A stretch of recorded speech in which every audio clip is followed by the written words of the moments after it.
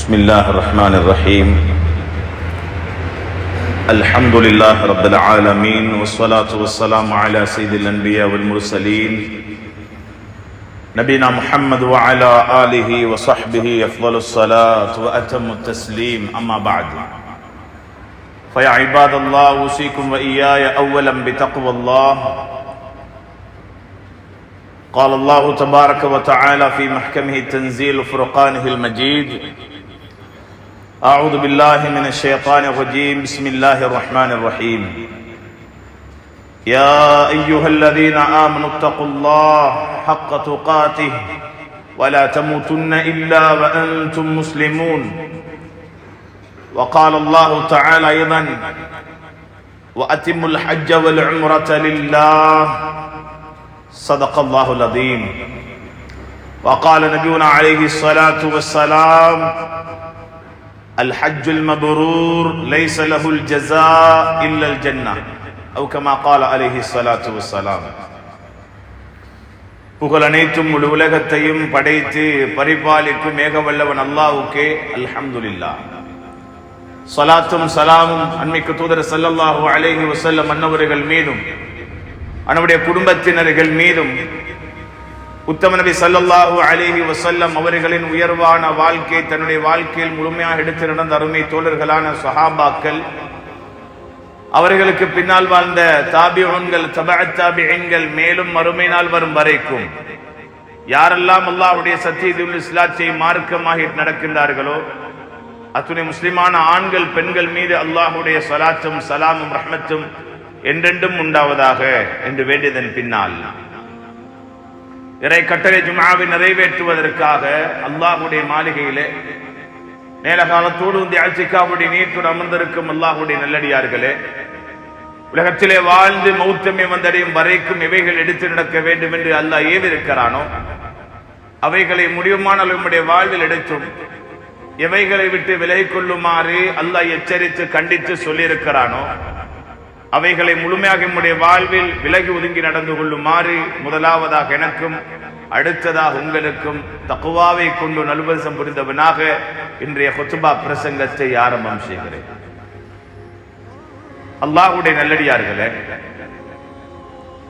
அல்லாஹ் ரப்பல் ஆலமீன் எம்மையெல்லாம் முஸ்லிம்களாக தெரிவு செய்து எமக்கு சில கடமைகளை விதித்திருக்கிறார். அந்த கடமைகளுடைய நோக்கமே அல்லாஹுவை நெருங்குவதற்கு, அல்லாஹுடைய நெருக்கத்தை அடைவதற்கு. அந்த அமைப்பிலே தொழுகையை அல்லாஹ் தந்தான். தொழுகையை கொண்டு என்னுடைய அடியான் என்னை நெருங்கட்டும், சுஜூதை கொண்டு என்னை நெருங்கட்டும், அவனுடைய தேவைகள் எல்லாம் கேட்டு பெற்றுக் கொள்ளட்டும் என்பதற்காக அல்லாஹ் இந்த உம்மத்துக்கு தொழுகையை பரிசாக கொடுத்தார். அதுபோல யாருக்கெல்லாம் ஆற்றல் இருக்கிறதோ, உடம்பில் பலம் இருக்கிறதோ, அல்லாஹ்வுடைய கட்டளை நோன்பு பிடிக்குமாறு அல்லாஹ் சொன்னான். ஆரோக்கியத்தோடு இருக்கிறாயா, என்னை நெருங்குவதற்கு நீ நோன்பை பிடி. நோன்பை பிடிப்பதன் மூலமாக உனக்கு என்னிடம் அதிகமான வெகுமதிகள் உண்டு. அதில் மிக பெரும் ஒரு வெகுமதி அல்லாஹ்வுடைய நெருக்கம். ஏனென்றால் ஸல்லல்லாஹு அலைஹி வஸல்லம் சொன்னார்கள், நோன்புக்கு நிகராக எதுவும் கிடையாது. அந்த அளவுக்கு பெருமதியான ஒரு அமலையும் அல்லாஹ் எமக்கு கடமையாக தந்தார். அதனுடைய நோக்கமும் அல்லாஹ்வை நெருங்குவதுதான்.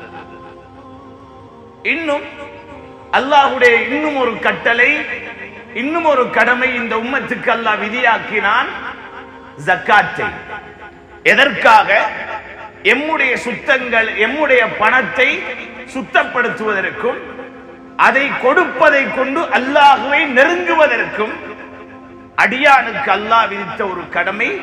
அது எப்படிப்பட்டவர்கள் வசதி இருக்கிறது, ஜக்காத் கடமையாக இருக்கிறது, அவர்கள் என்னை நெருங்க வேண்டுமாக இருந்தால் அதை என்னுடைய பாதையில் செலவழித்து என்னை நெருங்கிக் கொள்ளட்டும் என்பதற்காக அல்லாஹ் விதித்த கடமைதான் ஜக்காத். இது போல இந்த உம்மத்துக்கு அல்லாஹ் ரப்பல் ஆலமீன் விதியாக்கிய இறுதி கடமை அதுதான் ஹஜ்ஜுடைய கடமை. இந்த ஹஜ்ஜுடைய கடமையின் நோக்கம் என்ன? அல்லாஹுவை நெருங்குவது.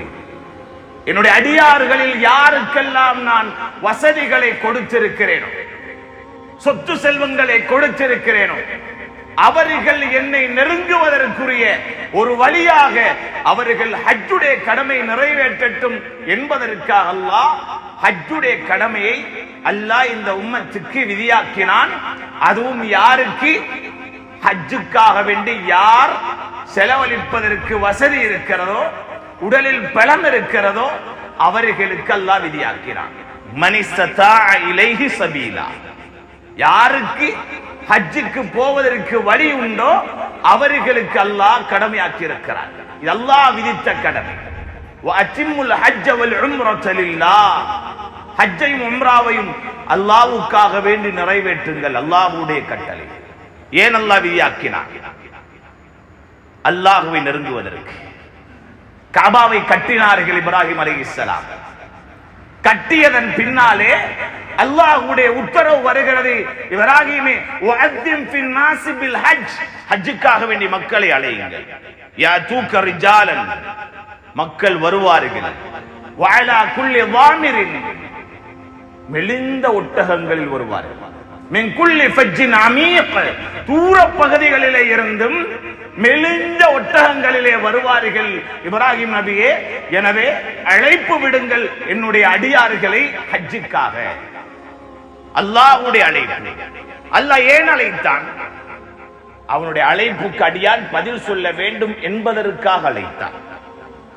எல்லோரும் ஹஜ்ஜி என்பது வசதி உள்ளவர்கள் நிறைவேற்ற வேண்டிய கடமை என்றுதான் பார்த்திருப்போமே தவிர இதனுடைய உள்ரங்கம் என்ன தெரியுமா? அல்லாஹ்வை நெருங்குவதற்காக அல்லாஹ் தந்த ஒரு பாக்கியம் இது. அல்லாஹ்வை நெருங்குவதற்கு யாருக்கு அல்லாஹ் சொர்க்கத்தை வைத்திருக்கிறார்? அதை ஆசிப்பவர்கள், அதை ஆசைப்படுபவர்களுக்கு அல்லாஹ் வைத்திருக்கிறார். சொர்க்கத்தை ஆசைப்படாதவர்களுக்கு அல்லாஹ் சொர்க்கத்தை கொடுக்கவே மாட்டான். ஒரு மனிதன் தொழுகிறான், ஆனால் சொர்க்கத்தை அடைய வேண்டும் என்ற ஆசை இல்லை. ஒரு மனிதன் நோன்பு பிடிக்கிறான், சொர்க்கத்தை அடைய வேண்டும் என்ற ஆசை இல்லை என்று சொன்னால் கூட அந்த மனிதனுக்கு சொர்க்கம் கிடையாது. எதை வைத்து சொல்லுகிறேன் அன்பார்ந்தவர்களே? ஹசனுல் பஸரி ரஹிமஹுல்லாஹ் என்று நினைக்கிறேன். லா யதுகுலுல் ஜன்னத இல்லா மன் யர்ஜூஹா சொன்னார்கள். சொர்க்கத்தை ஆசைப்படுபவர்களை தவிர, ஆதரவு வைப்பவர்களை தவிர வேறு யாரும் சொர்க்கம் நுழைய முடியாது. ஆசை வர வேண்டும். அது ஆசைப்படுவதற்குரிய இடம் அது. ஒவ்வொரு அடியானும் விரும்பக்கூடிய இடம் அது. அந்த இடத்தை அல்லாஹ் ஒரு அடியானுக்கு சொந்தமாக்குகிறான் என்றால் அது அல்லாஹ்வுடைய அருள் பார்வைக்கு பின்னால் அல்லாஹ் கொடுக்கும் பாக்கியம். அந்த பாக்கியம் அடைய வேண்டுமா? ஹஜ்ஜுடைய கடமையை நிறைவேற்றி அல்லாஹ்வுடைய தூதர் சொன்னார்கள், அல் ஹஜ்ஜுல் மப்ரூர் லைஸ லஹுல் ஜஸா இல்லல் ஜன்னah சொன்னார்கள் ஸல்லல்லாஹு அலைஹி வஸல்லம். ஒப்புக்கொள்ளப்பட்ட ஹஜ், அந்த ஹஜ்ஜை கொண்டு அடியான் அல்லாஹ்வை நெருங்குகிறான், அல்லாஹ்விடத்திலே தௌபா செய்கிறான், அல்லாஹ்விடத்திலே கதறுகிறான், மன்றாடுகிறான், தன்னுடைய தேவைகள் எல்லாம் அல்லாஹ்விடத்திலே முறைப்படுகிறான். தனக்கு என்னென்ன வேதனைகள் சோதனைகள் வருகின்றனவோ அனைத்தையும் அல்லாஹ்வுக்காக பொருத்தி இந்த சோதனைகளை தந்தவன் அல்லாஹ், அவனிடம் தான் தீர்வு இருக்கிறது என்று அல்லாஹ்வின் பக்கமே அடியான் திரும்பி அல்லாஹ்விடத்திலே மன்றாடுகிறான். கஅபாவுடைய புடவையை பிடித்துக் கொண்டு அழுகிறார். ஹஜ்ருல் அஸ்வதுக்கு முன்னாலே நின்று அழுகிறார். மக்காமே இப்ராஹிமுக்கு முன்னால் நின்று அழுகிறார். ருக்குனுல் யமானுக்கு முன்னால் நின்று அழுகிறார். தவாஃபுடைய நேரம் அழுகிறார். கஅபாவை பார்த்து கண்ணீர் வடிக்கிறார். அல்லாஹ்வுடைய நல்லடியார்களே, அந்த சஃபா மர்வா இரண்டுக்கு மத்தியில் தொங்கோட்டம் ஓடுகிறார். கடுமையான சூடி அல்லாஹ்வுக்காக வேண்டி பொறுத்து கொண்டிருக்கிறார். விசேஷமான நாடுகளிலே அந்த மினாவுடைய நாள் தியாகத்தோடு கூடாரத்தில் இருக்கிறார். அரபாவுடைய நாள் தியாகத்தோடு அந்த சூட்டை தாங்கிக் கொண்டு கூடாரத்தில் இருக்கிறார். வெளியில் வருகிறார், அல்லாஹ்விடத்தில் கெஞ்சுகிறார். இவைகளுக்கு அல்லாஹ் கொடுக்கக்கூடிய கூலி என்ன? இல்லல் ஜன்னah, சொர்க்கத்தை தவிர வேறு எதையும் நான் கொடுக்க மாட்டேன். சுப்ஹானல்லாஹ். அல்லாஹ்வுடைய நல்லடியார்களே, எனவே ஹஜ்ஜுடைய கடமையின் நோக்கமே அல்லாஹ்வை அடைவது, அல்லாஹ்வை அடைவது, அல்லாஹ்வுடைய நெருக்கத்தை அடைவது. அல்லாஹ்வுடைய நெருக்கத்தை அடைவிக்கக்கூடிய ஒரு அமல் தான், ஒரு கடமை தான் ஹஜ்ஜுடைய கடமை. நாம் இருக்கக்கூடிய மாதம் துல்காதாவுடைய மாதம். துல்காதாவுடைய மாதத்தின் ஆரம்ப பகுதியில் இருக்கிறோம். அல்லாஹ் ரப்பல் ஆலமீன் கண்ணியமான மாதங்கள் என்று சொன்ன 4 மாதங்களிலே ஒரு மாதம் துல்காதாவுடைய மாதம், அடுத்த மாதம் துல்ஹிஜ்ஜாவுடைய மாதம். இந்த 2 மாதங்களையும் அல்லாஹ் ஒன்றுக்கு பின் ஒன்றாக இந்த உம்மத்துக்கு கொடுத்திருக்கிறார். அப்படியான ஒரு சங்கையான மாதத்திலே நாம் இருக்கிறோம். வேறு வேறு எத்தனையோ மாதங்களை எல்லாம் நாம் சிறப்பான மாதம் என்று பங்கு போட்டிருக்கலாம். இந்த 4 மாதம் இருக்கிறதே, முஹர்ரம், ரஜப், துல்காதா, துல்ஹிஜ்ஜா, இந்த மாதங்கள் அல்லாஹ் பங்கு போட்ட மாதம், அல்லாஹ் சிறப்பித்து சொன்ன மாதம். அதில் சிறப்பு இருக்கிறது என்பதற்குத்தான் அல்லாஹ் இதை அல்லாஹ் சிறப்பான மாதம் என்று அல்லாஹ் சொல்றார். இன்ன இத்தத்தஷ் ஷுஹூர் இன்தல்லாஹி 12 ஷஹ்ரா. அல்லாஹ் கிட்ட மாதங்கள் 12, மின்ஹா அர்பஅத்துன் ஹுரும், 4 மாதம் கண்ணியமான மாதம் அல்லாஹ் சொன்னார்.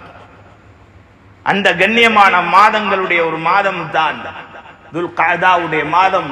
இந்த மாதத்தில் தான் அல்லாஹ்வுடைய தூதர் ஹஜ்ஜுக்காக வேண்டி இஹ்ராம் கட்டிய மாதம். அல்லாஹ்வுடைய நல்லடியார்களே, அல்லாஹ் ரப்பல் ஆலமீன் அவனுடைய எதிர்பார்ப்பு, என்னுடைய அடியார் அவன் மரணிக்கக்கூடிய நேரம் என்னுடைய நெருக்கத்தை அடைந்தவனாக மரணிக்க வேண்டும், என்னுடைய தொடர்போடு மரணிக்க வேண்டும். எனக்கும் அவனுக்கும் மத்தியில இருக்கக்கூடிய உறவுகளில் எந்த விரிசலும் வந்துவிடக் கூடாது, எந்த துண்டிப்பும் வந்துவிடக் கூடாது என்று அல்லாஹ் ஆசைப்படுகிறார். அடியார்களை பார்த்து என்ன சொல்லுகிறார்? வலா தமூதுன்ன இல்லா வ அன்தும் முஸ்லிமூன். முஸ்லிம் அல்லாமல் நீங்கள் மரணித்து விட வேண்டாம். ஏன்? முஸ்லிம் அல்லாமல் ஒரு மனிதன் மரணித்தால் அல்லாஹ்வுக்கும் அவனுக்கும் மத்தியிலே உள்ள தொடர்பு துண்டிக்கப்பட்டுவிடும். நாளை மறுமையில் அல்லாஹ்வை பார்க்க முடியாது, கபரில் நிம்மதி கிடைக்காது, மஹ்ஷர் நிம்மதியாக இருக்காது, ஸராத் நிம்மதியாக இருக்காது, தங்குமிடம் நரகமாகிவிடும். எனவேதான் உனக்கு பாக்கியமாக நான் தருகிறேன் ஹஜ்ஜுடைய கடமை. உனக்கு நான் செல்வ வசதியை தந்திருக்கிறேனா? மம்மலக ஜாதன் வராஹிரா, கட்டுச்சாதகம் இருக்கிறது, கட்டுச்சாதகம், சொத்து செல்வத்தை கொடுத்திருக்கிறேன். வராஹிலா, போவதற்குரிய வசதி வாய்ப்பும் இருக்கிறது, பாதையில் எந்த தடையும் கிடையாது, எம்மை அந்த நாடு தடுக்கவில்லை, வருவதற்கு எல்லா அமைப்பையும் தந்திருக்கிறது, வாசல் திறந்திருக்கிறது என்றால் உன்னிடத்தில் கட்டுச்சாதகம் இருக்கிறது, அதே போல போவதற்குரிய வழிகளும் இருக்கிறது என்றால் கட்டாயம் நீ ஹஜ்ஜை செய்தே ஆக வேண்டும். அல்லாஹ்வுடைய தூதர் சொன்னார்கள், உங்களில் யாருக்கு ஹஜ் செய்ய முடியுமோ அவர் ஹஜ்ஜை அவசரமாக செய்யட்டும். மன் அராதல் ஹஜ்ஜ ஃபல்யுஅஜ்ஜில், அவசரப்படுத்தட்டும் தான். ஏன் தெரியுமா? அதற்கு இடையில் என்னென்ன உங்களுக்கு தடைகள் குறுக்கிடும் என்று யாருக்கும் சொல்ல முடியாது என்றார். சரி, வார வருஷம் பார்ப்போம், அடுத்த வருஷம் பார்ப்போம். காலம் தவணை கொடுத்தார்கள். எத்தனையோ பேர்கள் தவணை கொடுத்தவர்களுக்கு அல்லாஹ் விதித்த தவணை பிடித்து விட்டது. கபறுகளில் ஹஜ் கடமையானவர்களாக வாழுகிறார்கள். ஹஜ்ஜுடைய கடமை அவர்களை விட்டு நீங்க மாட்டார். எதுவரைக்கும் கடமையானவர் அடக்கம் செய்யப்பட்டால் அவருக்காக வேண்டி பிள்ளைகள் ஹஜ்ஜுடைய கடமை நிறைவேற்றாமல் அவருடைய ஹஜ்ஜுடைய கடமை நிறைவேற மாட்டார், குற்றவாளியாகத்தான் இருப்பார். அதனாலே அல்லாஹ் ரப்பல் ஆலமீன் வசதி வாய்ப்புகளை தந்திருக்கிறானா, பிற்படுத்தி விடாதீர்கள் ஹஜ்ஜுடைய கடமை. அல்லாஹ்வை நெருங்குவதற்குரிய மிக பெரும் பாக்கியம்.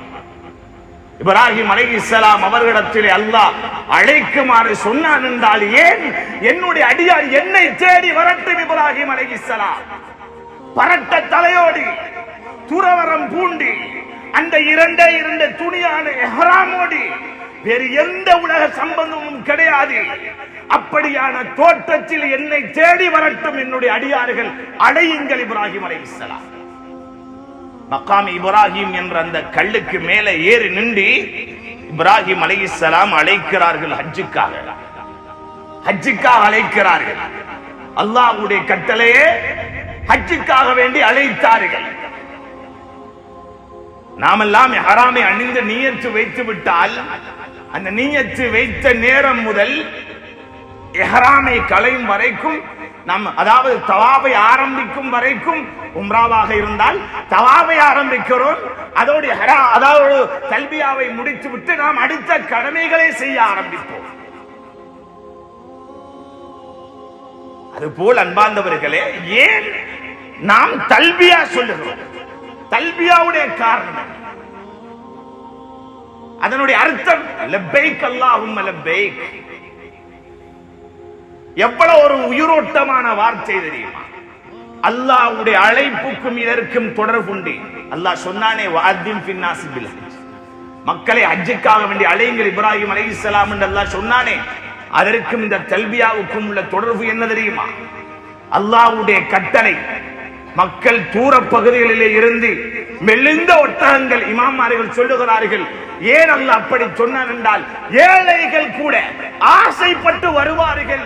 எனவே அலையுங்கள் நீங்கள் இப்ராஹிம் அலைஹிஸ்ஸலாம். இஹ்ராமை அணிந்து விட்டோம், மீகாத்தை அடைந்தோம், தல்பியாவை ஆரம்பித்துக் கொண்டு வருகிறோம். லப்பைக் அல்லாஹும்ம லப்பைக், லப்பைக் லா ஷரீக லக லப்பைக், இன்னல் ஹம்த வன் நிஅமத லக வல் முல்கு லா ஷரீக லக்.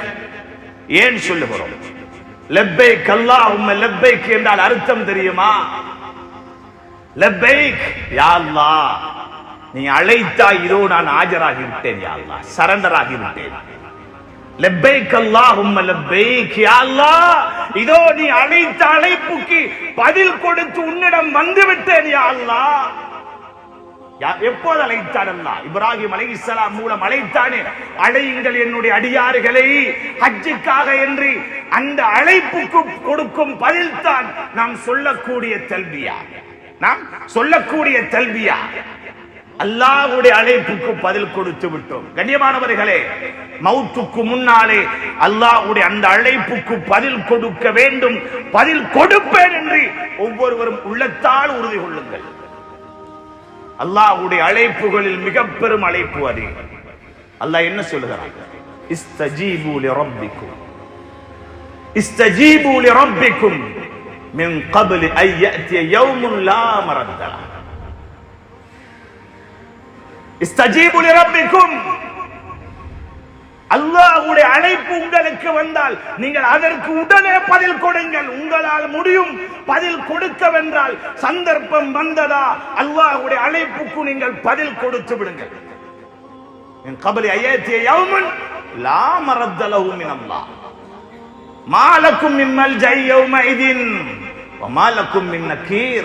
அல்லாஹ் சொல்லுகிறார், அந்த நாளையிலே அல்லாஹ்வுடைய அழைப்பை நீங்கள் ஏற்று அல்லாஹ்வுக்கு பதில் கொடுக்கவில்லை என்றால் அது எப்படியான நாள்? மாலக்கும் மின் மல்ஜா யௌமஇذ, அந்த நாள் யாரிடத்திலும் நீங்கள் தஞ்சம் புக முடியாத நாள். அது மறுமையுடைய நாள். அந்த நாள் வருவதற்கு முன்னால் அல்லாஹ்வை விட்டும் நீங்கள் யாரிடமும் திரும்பி ஓட முடியாத நாள் இருக்கிறதே, அந்த நாள் வருவதற்கு முன்னால் அல்லாஹ்வுடைய அழைப்புக்கு பதில் கொடுங்கள் என்று ரப்புல் ஆலமீன் சொல்லுகிறார். அதற்கு பதில் கொடுப்பதற்காக அல்ஹம்துலில்லாஹ் நம்முடைய நாட்டிலே இருந்து சுமார் 3500 ஹாஜிமார்கள் தயாராகி இருக்கிறார்கள். இந்த வருடம்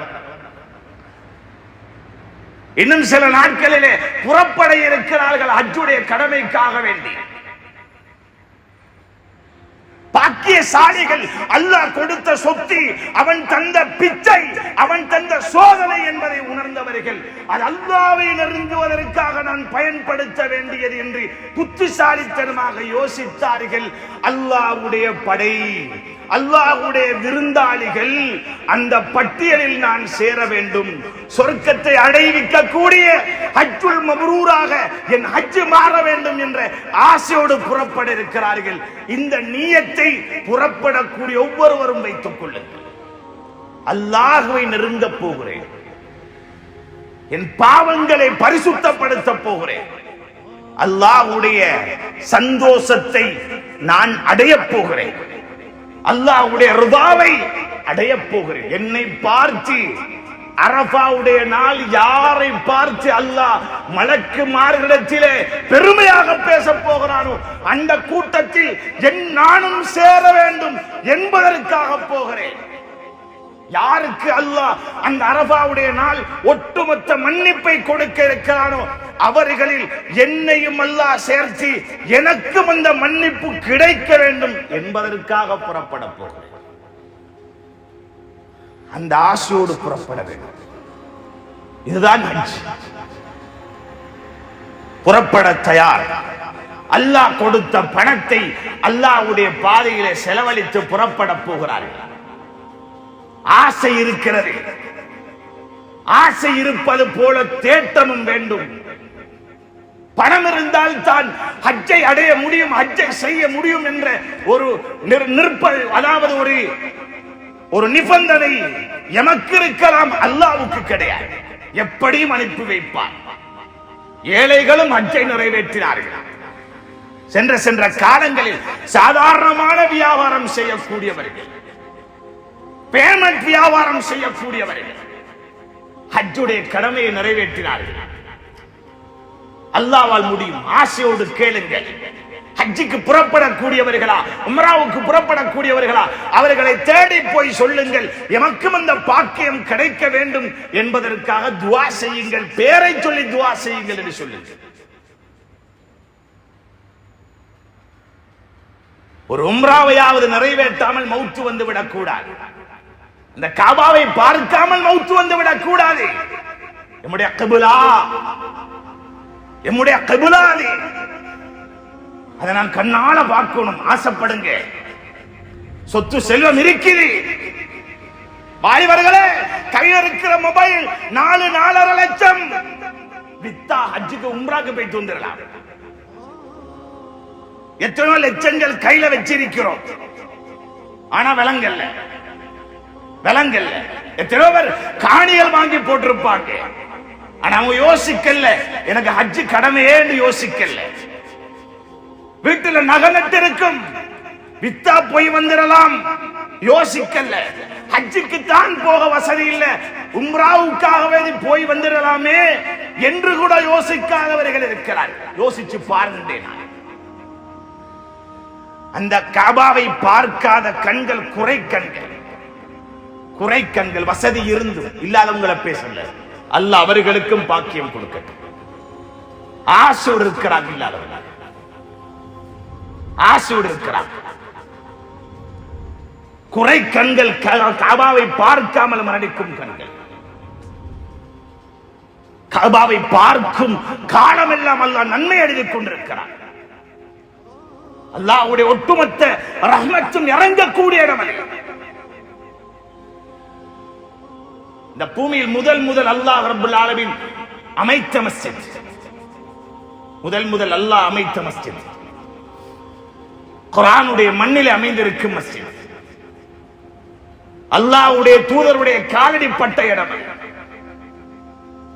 மலக்குமார்கள் எந்நேரமுமே அந்த இடத்தை தவாப் செய்து கொண்டிருக்கிறார்கள். அப்படியான இடம். ஒரு நொடி கூட ஓய்வில்லாமல் அல்லாஹ் அமல் செய்யப்படுகிறான் என்றால் அப்படிப்பட்ட கண்ணியமான இடம் அந்த காபாவுடைய மண். ஹஜ்ஜுடைய கடமை விதியாகி இருக்கிறது. யோசிக்கலையா? இன்றைக்கு போய் கணக்கு போட்டு பாருங்க, ஹஜ்ஜி கடமையா இல்லையா? ஒரு காணி இருக்குது, எத்தனை லட்சத்துக்கு வாங்கி போட்டு இருக்கிறார்.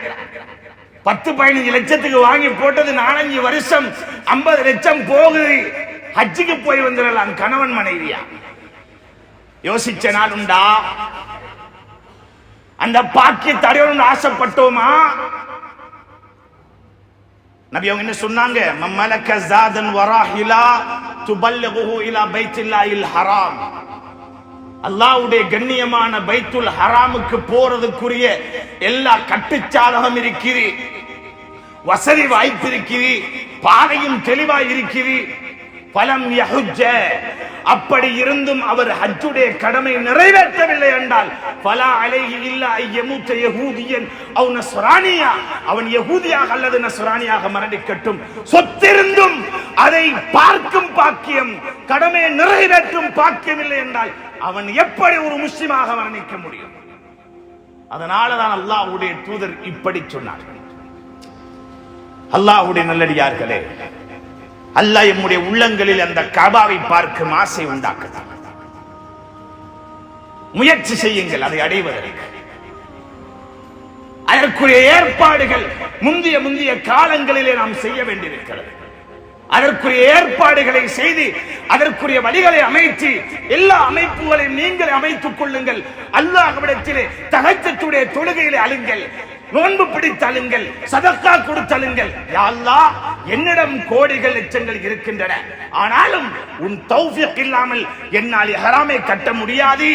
எனவே ஹஜ்ஜுடைய கடமையை நிறைவேற்றும் பாக்கியத்தை தந்துவிடு, உம்ராவை நிறைவேற்றும் பாக்கியத்தை தந்துவிடு. அல்லாஹ்விடத்திலே கேளு. சொர்க்கம் சம்பந்தப்பட்ட இடம், அது சொர்க்கம் சம்பந்தப்பட்ட இடம். ஹஜ்ர் அஸ்வதுடைய கல் சொர்க்கத்துடைய கல். ஆதமுடைய மக்களின் பாவங்கள் கருப்பாக்கியது என்று சொன்னார்கள் ஸல்லல்லாஹு அலைஹி வஸல்லம். இன்ன ருக்ன வல் மகாம் யாக்கூத்தத்தானி மின் யாக்கூத்தத்தில் ஜன்னah, சொர்க்கத்துடைய மரகதங்களிலே 2 மரகதம், ருக்குனுல் யமானும் மகாமே இப்ராஹீமும் என்று சொன்னார்கள் ஸல்லல்லாஹு அலைஹி வஸல்லம். தமஸல்லாஹு நூரஹுமா, அது 2 ஒளிகளையும் அல்லாஹ் மூடி வைத்திருக்கிறார்.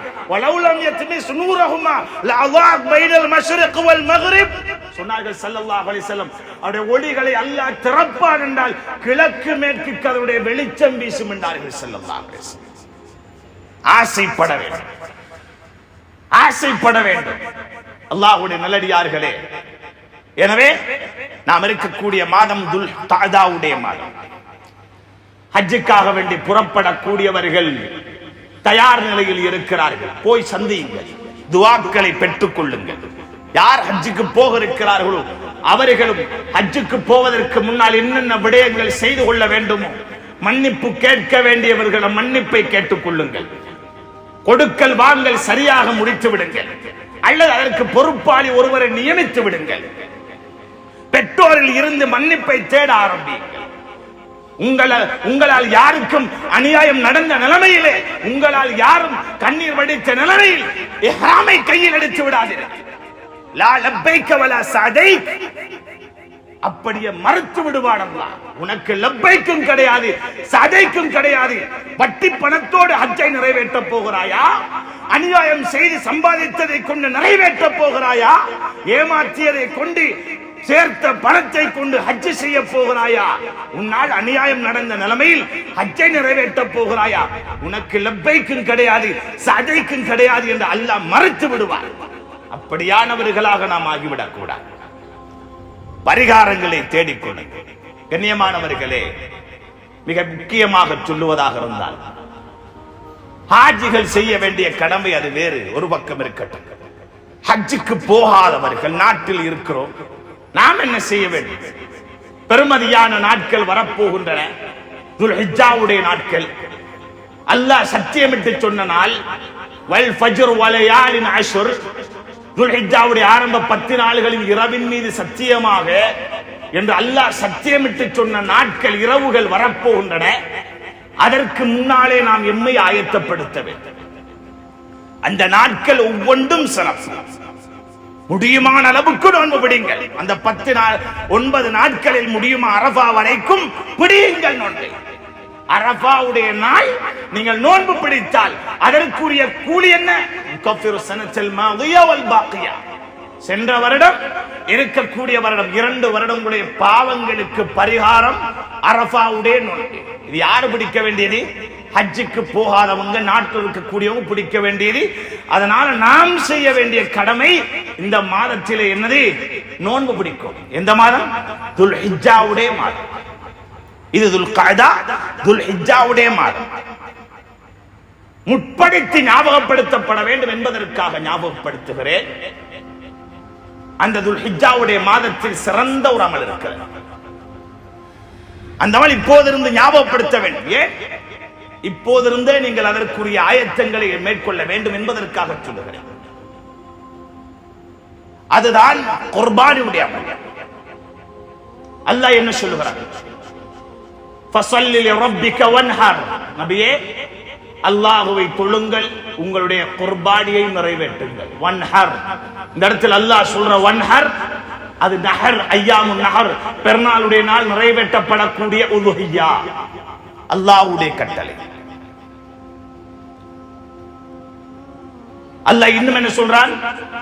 நாம் இருக்கக்கூடிய ஹஜ்ஜுடைய மாதம் அது அல்லாஹ்வுடைய ஷாயிர்கள், அதாவது அல்லாஹ்வுடைய சின்னங்கள் ஞாபகப்படுத்தப்படக்கூடிய மாதம், கண்ணியப்படுத்தப்படக்கூடிய மாதம்.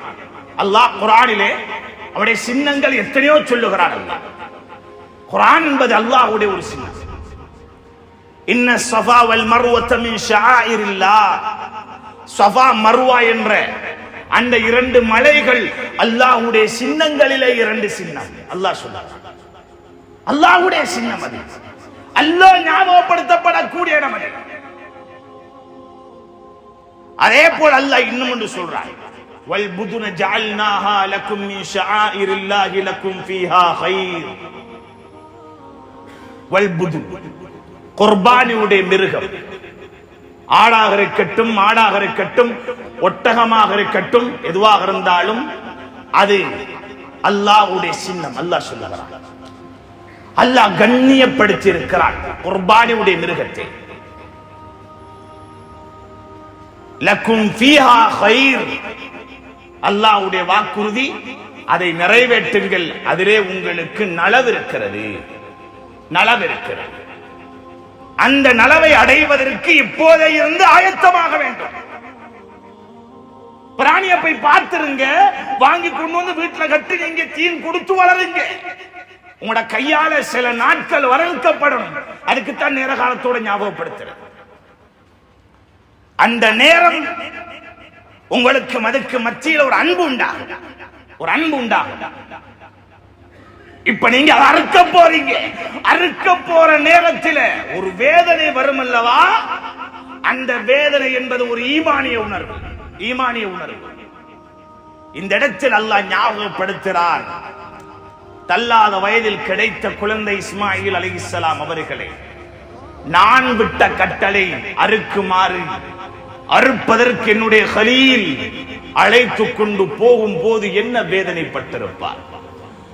அந்த வேதனைக்குள்ளும் ஒரு இன்பம் கண்டார். என்ன இன்பம்? இது என்னுடைய ரப்புடைய கட்டளையே என்ற இன்பம், என்னுடைய ரப்புடைய கட்டளையே என்ற இன்பம். ஹஜ்ஜுக்காக லட்சங்கள் செலவழிக்க போகிறீர்களே, இதற்குள் ஒரு ஈமானிய இன்பம் உண்டு. அந்த இன்பம் தான் என்னுடைய ரப்புக்காக நிறைவேற்ற போகிறேன், என்னுடைய ரப்புடைய பொருத்தத்துக்காக செலவழிக்க போகிறேன் என்ற ஒரு ஈமானிய இன்பம். இது போன்ற ஒரு இன்பம் தான் குர்பானியுடைய இன்பம். வளருங்கள், அறுக்கிற நேரத்தில் ஒரு வேதனை, ஏண்ட கையால சாப்பாடு போட்டு வளர்த்தேன், நான் அறுக்க போறேன். சில வேளைகளில் கண்ணால் கூட கண்ணீர் வடியும், கண்ணால் கூட கண்ணீர் வடியும். மிருகங்கள் அவசரமாக மனிதனோடு அன்பு கொள்ள ஆரம்பித்து விடும். அப்படியான ஒரு படைப்பு, ஆடாக இருக்கட்டும், மாடாக இருக்கட்டும், அதனுடைய கண்ணில் இருந்து கூட சில வேளைகளில் கண்ணீர் வரலாம். நீங்க அறுப்பதற்கு முன் அதுவே உணர்ந்து கொள்ளும், என்னை இப்படியெல்லாம் வளர்க்கிறான் இதற்குத்தான் என்று அதற்கு தெரியும். சில வேளைகளில் நீங்கள் பார்க்கலாம், குர்பானுடைய மிருகத்தை நீங்கள் அடக்க போகும் போது நீங்கள் தயாராகுவதற்கு முன்னால் அதே தயாராகிவிடும். கண்களால் பார்த்திருக்கிறேன். நாம் தயாராகுவதற்கு முன்னால் அதுவே தயாராகி அதுவே அமைதியாகிவிடும், அதுவே அமைதியாகிவிடும். இதற்கு யார் அறிவித்த அறிவிப்பு? அல்லாஹ். அதற்கும் அல்லாஹ்வுக்கும் மத்தியிலே ஒரு தொடர்பு உண்டு சகோதரர்களே. அதனால் தான் அல்லாஹ் சொல்லுகிறார், வல் புதுன ஜஅல்நாஹ லக்கும் மின் ஷஆயிரில்லாஹ் லக்கும் ஃபீஹா கைர். என்னுடைய சின்னங்களிலே உள்ளதுதான் நீங்கள் அறுக்கும் அந்த மிருகம். சொல்லிவிட்டு அல்லாஹ் குர்பானுடைய அமல் என்று சொல்லிவிட்டு அல்லாஹ் என்ன சொல்லுகிறார்?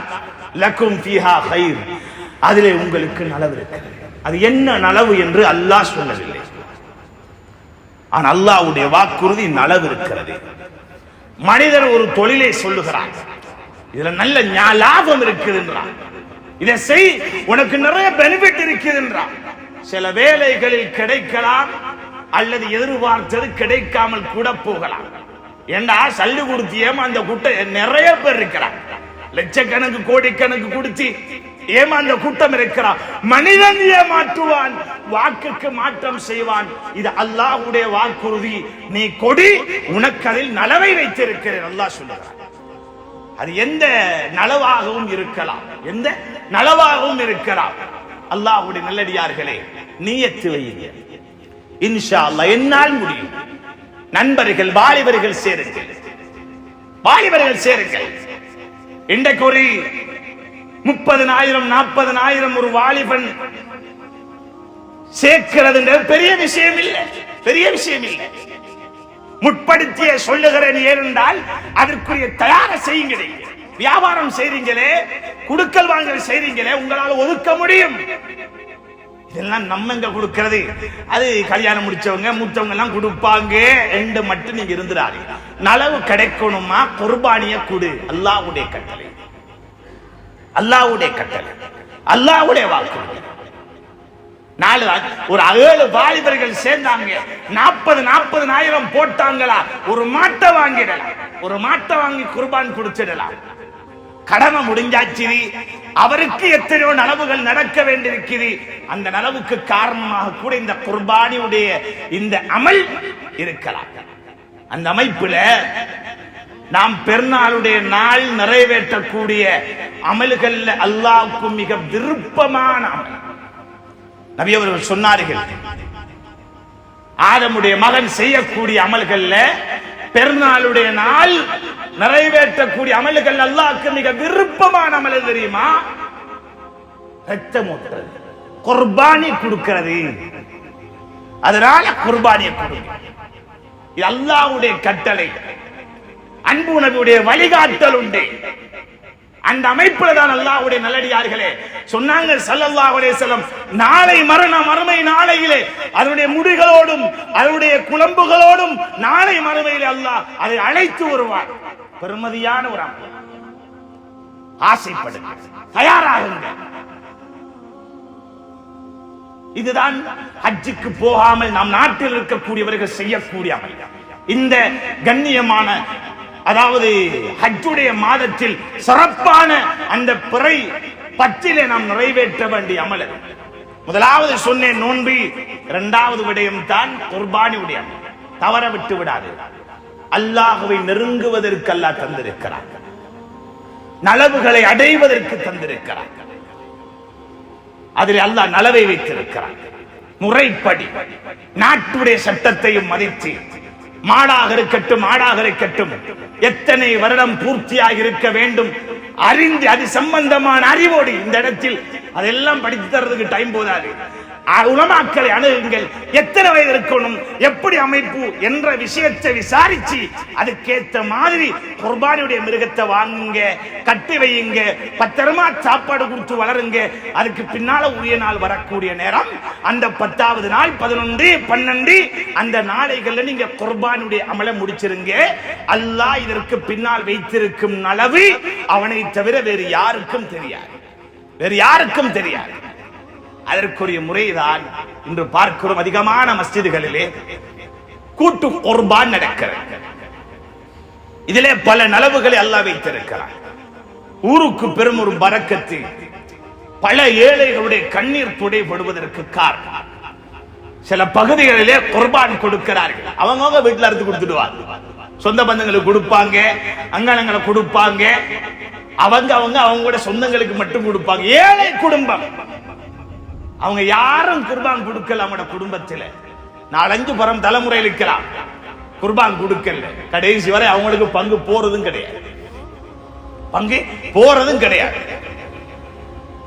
சில நேரங்கள் அழுவாங்க வீட்டுல இருந்து, எங்களுக்கு ஒரு பார்சல் வரலையே, வேதனை.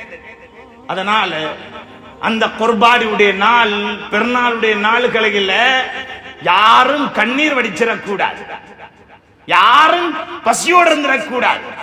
அல்லாஹ் என்ன சொன்னான்? தேவை உள்ளவர்கள், ஏழைகள், அவங்களுக்கு நீங்க கொடுங்க. ஃபகுலு மின்ஹா வஅதிமுல் கானிஅ வல் முஅத்தர், நீங்களும் சாப்பிடுங்க, அடுத்தவங்களுக்கு கொடுங்க. ஏழைகள், தேவை உள்ளவர்கள், பசியோடு இருக்கிறவங்களா கொடுங்க, அவங்களுக்கும் அல்லாஹ்வுடைய கட்டளை. எனவே அந்த கட்டளையை நாங்க சரியா நிறைவேற்றினோம். யாரும் பசியோடு இருந்துடக்கூடாது. அதனால அதற்கு ஏற்றமான வழிதான் கூட்டு குர்பான். மஸ்ஜிதுடைய நிர்வாகம், அதே போல வேறு வேறு சங்கங்கள் சேர்ந்து, முக்கியமாக எங்களோட வாலிப சகோதரர்கள் சேர்ந்து இந்த அமல் அழகான முறை செஞ்சிருந்தோம். எந்த ஒரு ஊர்ல அல்லாஹ்வுடைய சின்னம் சரியான முறையில நிறைவேற்றப்படுமோ, கண்ணியப்படுத்தப்படுமோ, அல்லாஹ் பரக்கத்தை வச்சிருக்கிறான்.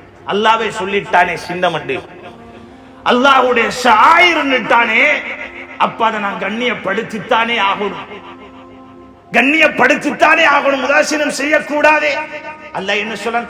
வமன் யுஅஸிம் ஷஆயிரல்லாஹ் ذلك ومن يعظم شعائر الله فإنها من تقوى القلوب. அவருடைய உள்ளத்திலே அல்லாஹ்வுடைய பயம் இருக்கிறது என்று அர்த்தம்.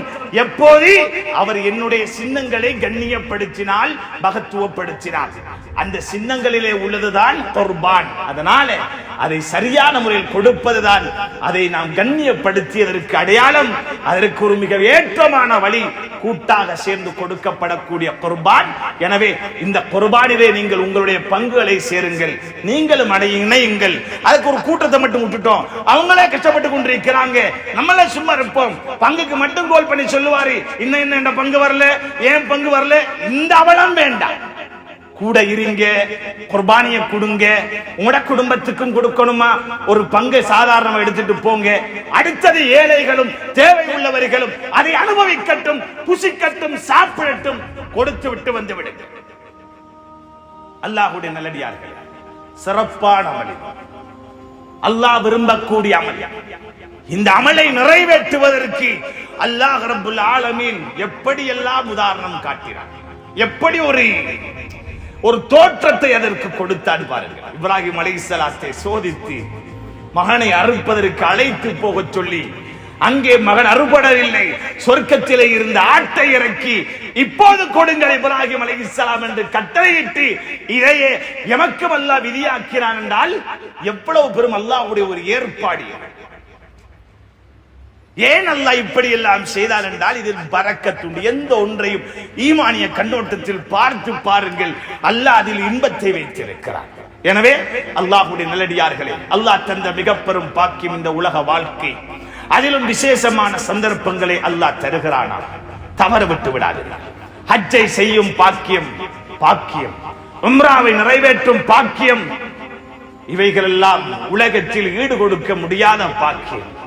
அல்லாஹ்வுடைய குறிப்பான ரஹ்மத்தை அடைய வேண்டும் என்று அல்லாஹ்விடத்தில் துஆ செய்யுங்கள். அப்படியானவர்களுக்கு அல்லாஹ் கொடுக்கும் பாக்கியம், கஅபாவை பார்க்கும் பாக்கியம். அல்லாஹ்வுடைய நல்லடியார்களே, எனவேதான் அல்லாஹ் ரப்புல் ஆலமீன் சிறப்பான மாதம், 4 மாதங்களிலே, சிறப்பான மாதங்களிலே 2 மாதங்களை தொடர்ச்சியாக அல்லாஹ் தருகிறான்.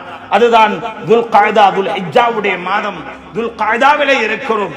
அமல்களை அதிகப்படுத்துங்கள், தயாராகுங்கள்.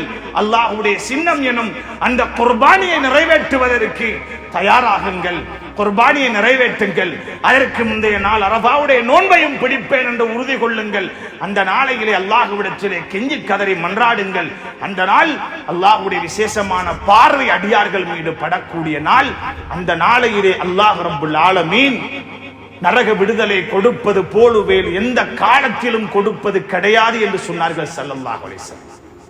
அந்த நாளையிலே அந்த பாக்கியத்தையும் அல்லாஹ் எனக்கு தந்துவிட வேண்டும் என்று ஆசையோடு அந்த நாளையிலே அமல் செய்யுங்கள், அந்த நாளையிலே நோன்பை பிடியுங்கள், அல்லாஹ்விடத்திலே கேளுங்கள். வல்லவன் அல்லாஹ் நாம் செய்த பாவங்களை மன்னித்து அவன் விரும்பக்கூடிய நல்லடியார்களின் கூட்டத்திலே அனைவரையும் சேர்த்தருவானாக. யா அல்லாஹ் நாம் செய்த பாவங்களை மன்னிப்பாயாக, தெரிந்தும் தெரியாமல் செய்த குற்றங்கள் குறைகளை மன்னித்து மறைத்திடியா அல்லாஹ். இரக்கமுள்ளவனே, நீ கண்ணியப்படுத்திய மாதமான துல் கஅதாவிலே இருக்கிறோம் யா அல்லாஹ். துல் ஹிஜ்ஜாவை அடையவிருக்கிறோம் யா அல்லாஹ். துல் ஹிஜ்ஜாவை அடைவதற்கு முன்னால் என்னென்ன தயாரிப்பு நாம் செய்து கொள்ள வேண்டுமோ அமல்களுக்காக அதை எமக்கு லேசாக்கி தந்துவிடியா அல்லாஹ். இரக்கமுள்ள ரப்பே, உன்னுடைய கண்ணியமான கஅபாவை ஹஜ் செய்வதற்காக வேண்டி, உன்னுடைய கடமையை நிறைவேற்றுவதற்காக வேண்டி புறப்பட தயாராக இருக்கக்கூடிய ஹாஜிமார்கள் ஹாஜாக்கள் அனைவரையும் பொருந்திக் கொள் யா அல்லாஹ். அவர்களுடைய வருகையை நீ பொருந்திக் கொள் யா அல்லாஹ். எந்த ஒரு இடையூறையும் உண்டாக்கி அவர்களுடைய பாதையை நீ தடுத்து விடாதே யா அல்லாஹ். அவருடைய ஹஜ்ஜுடைய கடமைகளை லேசாக்கி விடு யா அல்லாஹ். முழு உலக மக்கள் யார் யாரெல்லாம் ஹஜ்ஜுக்காக வேண்டி வருகிறார்களோ அவர்கள் ஒருவரை கூட நீ தடுத்து விடாதே யா அல்லாஹ். ஹஜ்ஜை நிறைவேற்றும் வரை மௌத்தை கொடுத்து விடாதே யா அல்லாஹ். இந்த பாக்கியத்தை பெரும் பாக்கியத்தை அவர்களுக்கு நீ கொடுத்து விடு யா அல்லாஹ். யா அல்லாஹ், யாருக்கும் இந்த தடையை நீ உண்டாக்கி விடாதே. எங்கெங்கே ஹஜ்ஜுக்குரிய தடைகள், பிரச்சனைகள், சிக்கல்கள் உண்டாகி இருக்கிறதோ யா அல்லாஹ், அந்த வழிகளை திறந்து விடு யா அல்லாஹ். லேசாக்கி கொடுத்து விடு யா அல்லாஹ். அவர்கள் செலவழிக்கக்கூடிய ஒவ்வொரு ரூபாய்க்கும் பன்மடங்கு கூலி கொடுத்து விடு யா அல்லாஹ். யா அல்லாஹ், அவர்களுடைய ஹஜ்ஜுகளை யா அல்லாஹ் ஹஜ்ஜுல் மப்ரூராக கபூல் செய்வாயாக. யா அல்லாஹ், யாரெல்லாம் ஆசை ஆர்வத்தோடு இருக்கிறார்களோ, யாரெல்லாம் தேவையோடு இருக்கிறார்களோ, ஹஜ் செய்ய ஆசைப்படுகிறோம், உம்ரா செய்ய ஆசைப்படுகிறோம் என்று தேட்டத்தோடு இருக்கிறார்களோ அவர்களுக்கு அவசரமாக அந்த பாக்கியத்தை நசீபாக்குவாயாக. கண்ணியமான காபாவை பார்க்கும் பாக்கியத்தை கொடுத்து விடு யா அல்லாஹ். இரக்கம் உள்ளவனே, இந்த ஹாஜிமார்களை அழைத்து போகக்கூடிய நிறுவனங்களை கபூல் செய்வாயாக. யா அல்லாஹ், அவர்களுக்கு நீதத்தை கற்றுக் கொடுத்து விடு யா அல்லாஹ். ஹாஜிமார்கள் உன்னுடைய விருந்தாளிகள் என்ற உணர்வோடு அவர்களோடு நடந்து கொள்ளும் அந்த பண்பை கொடுத்து விடு யா அல்லாஹ். இரக்கம் உள்ளவனே, எம் அனைவரையும் கபூல் செய்ய யா அல்லாஹ். யா அல்லாஹ், எம் அனைவருடைய முடிவுகளையும் அழகாக ஆக்கிவிடு. வரக்கூடிய இந்த துல்ஹிஜ்ஜாவுடைய மாதம், அதனுடைய பகுதி, அந்த ஆரம்ப பகுதியிலே நீ சத்தியமிட்ட அந்த இரவுகளில் என்னென்ன அமல்கள் நீ விரும்புகிறாயோ அந்த அமல்களை அழகாக செய்யும் பாக்கியத்தை தருவாயாக. கடைசியாக அந்த குர்பானுடைய அமலை அழகாக நிறைவேற்றும் தௌஃபீக்கையும் தந்துவிடு யா அல்லாஹ். அதில் என்ன நலவை நீ மறைத்து வைத்திருக்கிறாயோ அந்த நலவை அடையும் பாக்கியசாலிகளை நீ கபூல் செய்வாயாக. யா அல்லாஹ், பூரா உலக முஸ்லிம்களுக்கு மத்தியிலே ஒற்றுமை கொடுத்திரு யா அல்லாஹ். எங்கெங்கே முஸ்லிம்களுக்கு எதிரான சூழ்ச்சிகளும் அநியாயங்களும் நடக்கின்றனவோ யா அல்லாஹ், இந்த மிம்பரிலே இருந்து பொறுப்பு தருகிறேன் யா அல்லாஹ். அந்த அநியாயங்கள் அனைத்துக்கும் நீயே முடிவு கொடுத்து விடு யா அல்லாஹ். குறிப்பாக அந்த பலஸ்தீனுடைய காசா மக்களுக்கு நீ விமோசனம் கொடு யா அல்லாஹ். உள்ளால் என்ன சூழ்ச்சி நடக்கிறது உனக்கு தெரியும் யா அல்லாஹ். அவைகளை நீ முறியடித்து விடு யா அல்லாஹ். அந்த மக்கள் இழந்ததை விட சிறந்ததை நீ கொடுத்து விடு யா அல்லாஹ். நம்முடைய நாட்டையும் நாட்டு மக்களையும் பொருந்திக் கொள்வாயா, ஒற்றுமை ஐக்கியத்தை உண்டாக்குவாயாக. வெளியில் இருந்து என்னென்ன விஷமங்கள் புகுந்து எமக்கு மத்தியிலே சீர்குலைவுகளை உண்டாக்க முயற்சி செய்கிறார்களோ யா அல்லாஹ், ஆபிரகாமுடைய யானை படை அழித்த ரப்பு நீ யா அல்லாஹ். ஃபிரௌனுடைய படையை நைல் மூழ்கடிக்க செய்த ரப்பு நீ யா அல்லாஹ். உனக்கு பெரிய அளவில் ஏற்பாடு தேவையில்லை யா அல்லாஹ். உனக்கு நாம் இப்படித்தான் நீ செய்ய வேண்டும் என்று அறிவுரை சொல்ல வேண்டிய அவசியம் கிடையாது யா அல்லாஹ். நீயே சிறப்பாக செய்து விடு யா அல்லாஹ். இரக்கம் உள்ளவனே, நிலைமைகளை சீராக்கு. நல்ல முடிவை கேட்கிறோம். லா இலாஹ இல்லல்லாஹ் முஹம்மதுர் ரசூலுல்லாஹ் என்ற கலிமாவுடைய முடிவுகளை ஆக்கி நரகை விட்டும் பாதுகாத்து மேலான ஜன்னத்துல் ஃபிர்தௌஸ் அனைவரையும் கொண்டு சேர்ப்பாயாக. ஆமீன் ஆமீன் யா ரப்பல் ஆலமீன். வ ஆகிரு தஅவானா அல்ஹம்துலில்லாஹி.